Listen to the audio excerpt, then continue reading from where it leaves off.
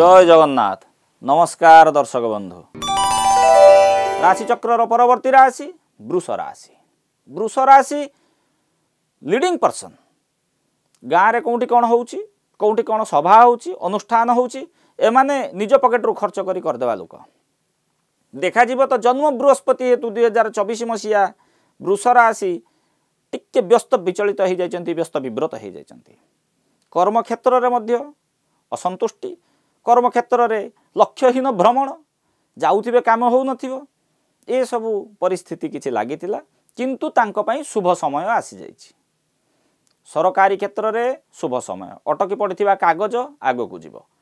एवं एक विशेष कथा, वृष राशि जात व्यक्ति को मार्च 30 2025 पर विभिन्न दिगरु अर्थ आगमनर सुजोग रही। विभिन्न दिग अर्थ जो माने चाकरी करिसेंती, नूतन व्यवसाय साइड बिजनेस इत्यादि करेंगे, जो मानकर बिजनेस अच्छी न्यू अपॉर्चुनिटी तांको मिलिवो, जो माने मेडिसिन इत्यादि ये सब स्थिर अच्छी जमीक कि आपंकर मेडिसिन हो गला, लिकर हो गला, ए क्षेत्र में जो मानकर बिजनेस रही वर्षटी मंगलमय।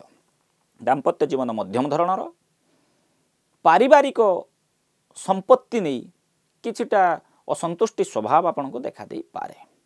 प्रतिकार सदृश महादेव को प्रत्येक सोमवार कंचा क्षीर एवं बेलपत्र अर्पण करंतु।